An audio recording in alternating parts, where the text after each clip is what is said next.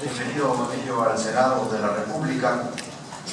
Como usted lo sabe, los legisladores del PAN concurrimos a la reforma constitucional en materia educativa, impulsando desde el mecanismo del Pacto por México el proyecto original que luego en el Congreso de la Unión fue mejorado en sus contenidos. En el Senado particularmente nos empeñamos en que una de las características de la educación fuera la calidad.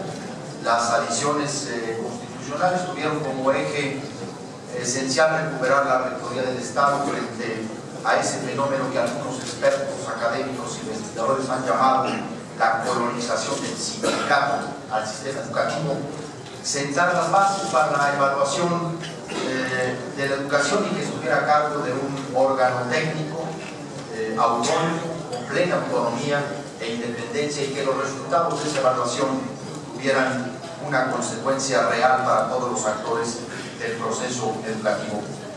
Porque buscamos poner fin a los criterios políticos, sindicales, electorales, partidistas o de grupo que han determinado a lo largo de mucho tiempo el reclutamiento de los docentes en nuestro país.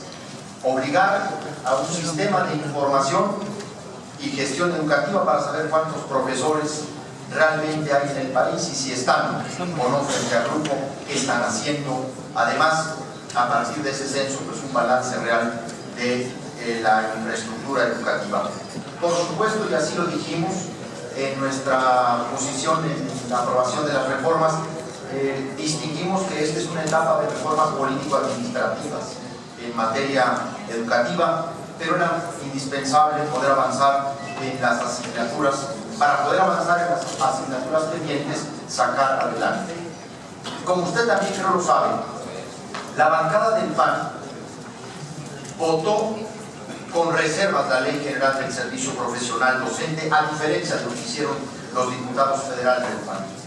Sobre todo por los cambios de última hora introducidos en un adendum procesado en un pequeño círculo de actores políticos que, para nuestro juicio, expropió facultades legislativas y como un antecedente nada grato a la soberanía de este poder.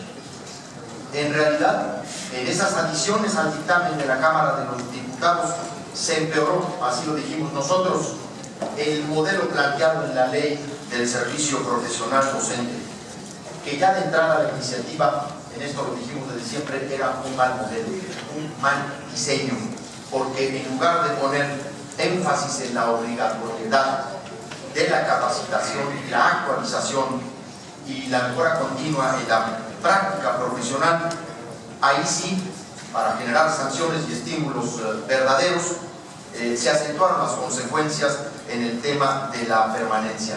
En ese modelo opcional, el programa de actualización opcional, el de mejora continua opcional, pues un profesor puede pasarse varios años sin leer un solo libro, esperando tranquilamente su reubicación a otra función. Yo voy a ir planteando la posición que tenemos nosotros y al mismo tiempo quiero irle formulando algunas preguntas que tienen que ver con la necesidad de definiciones del gobierno de la República y particularmente suyas al frente de la SEP sobre estas consideraciones. Nosotros en lo general determinamos hacer avanzar la legislación, sobre todo en condiciones que usted lo sabe, extraordinarias, de enorme presión política para el Congreso, pero al final de cuentas tuvimos dos razones que consideramos sustanciales para votar en lo general a la Ley del Servicio Profesional Docente. Hay nuevas formas para acceder al servicio profesional, hay bases que quitan o merman o ayudan a eliminar el criterio político electoral, partidista o estrictamente sindical. Y también el que se haya colocado la evaluación como un valor fundamental de esta reforma. Pero yo quiero plantear aquí los retos que me parece que tiene la Administración Federal y particularmente la Secretaría de Educación Pública. Yo creo que la reforma, el Congreso cumplió, y aunque en algunos casos depusimos diferencias parciales por una valoración del conjunto, me parece que ahora hay un reto muy importante en el Ejecutivo, también en términos de seguimiento legal. El Congreso legisla, y el constituyente permanente hace la reforma constitucional, pero el Ejecutivo reglamenta. ¿Cuándo van a hacer la revisión integral del reglamento de las condiciones generales del trabajo, de los planteadas en el reglamento de 1946 de Manuel Ávila Camacho? Este es un reto formidable desde el punto de vista también de consecución del proceso legislativo. La facultad reglamentaria tiene en esta parte, vamos a decir así, el final de una legislación. Y luego me parece que también hay un reto político. Yo no quisiera hacer una personalización indebida, ni mucho menos hacer una especulación intramuros del gobierno, pero las realidades están planteadas. Hay un reto político para la Secretaría de Educación Pública, la relación que va a tener con el CENTE y con la CENTE, porque aunque aquí se diga que hay legalidad y formalidad, no es concebible que mientras que la Secretaría de Educación Pública diga que la interlocución solo se da con el CENTE, pues el secretario de Gobernación tenga abiertas por todos lados mesas de negociación con la CENTE, y entonces ahí sí hay una especie de neurosis, porque el gobierno parece tener dos criterios distintos en términos de negociación. Yo no consigo, sinceramente, al área sustancial de la materia alejada de una negociación, si es quien mayor conoce los alcances, retos de la reforma educativa. Me parece sinceramente que no es válido el argumento estrictamente formal o legal. Un servidor público y un área como la suya, más que fijarse en líderes, tiene que colocar a las personas. Son maestros, los de la CENTE y los del CENTE son profes en ambos lados. Me parece que ese es un reto político que usted debe ayudar, o por lo menos tomar definiciones para destrabar esa especie de cuándo aparecerá la SEP en términos de la negociación. Y luego también hay un formidable reto de carácter administrativo y de gobierno, porque la ley del servicio profesional docente ha planteado un órgano rector. ¿Qué idea tienen del órgano rector?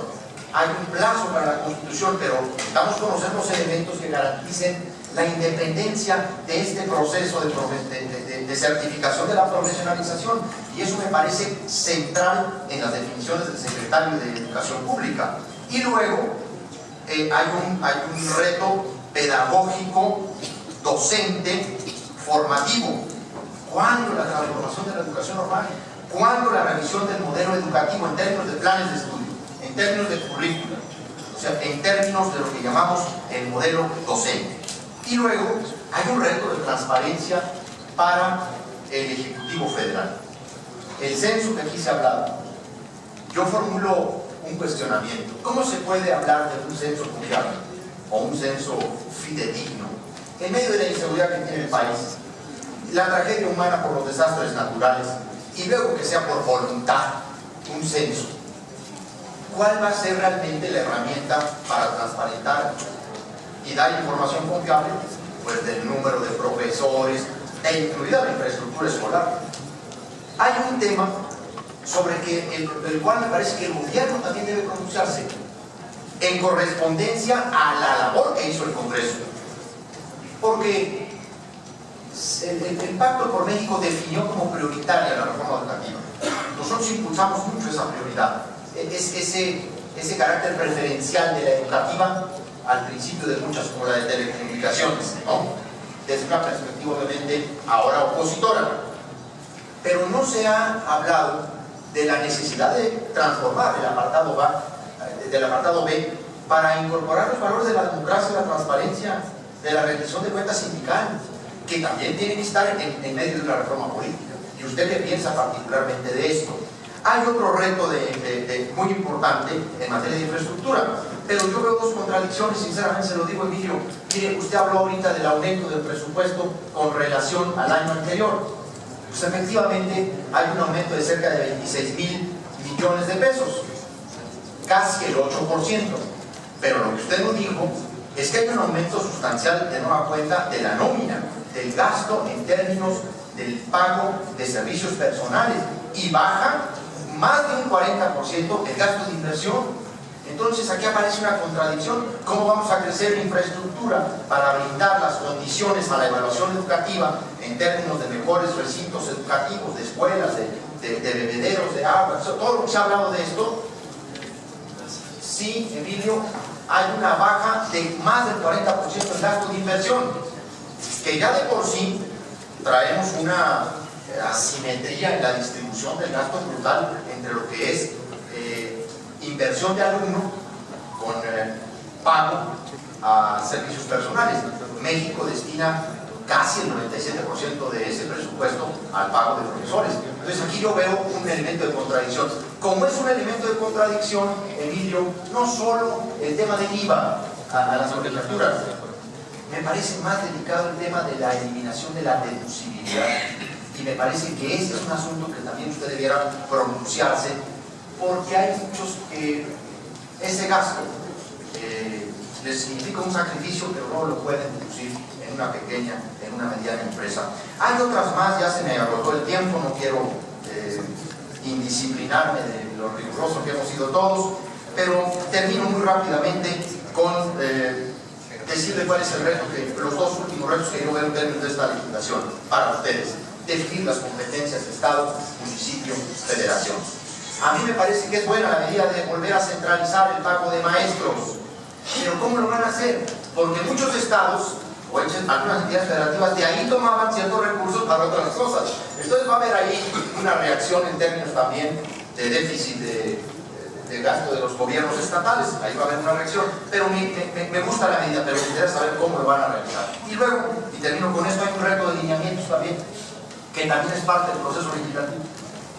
El 24 bis pongo como ejemplo, en materia de alimentación nutritiva, el famoso tema de la comida chatarra. Dice que la Secretaría va a generar los lineamientos.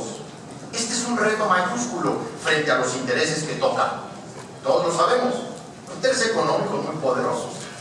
¿Qué van a hacer ahí? ¿Cuáles son los lineamientos? ¿Cómo los tienen pensados? ¿Cuándo los van a echar a andar?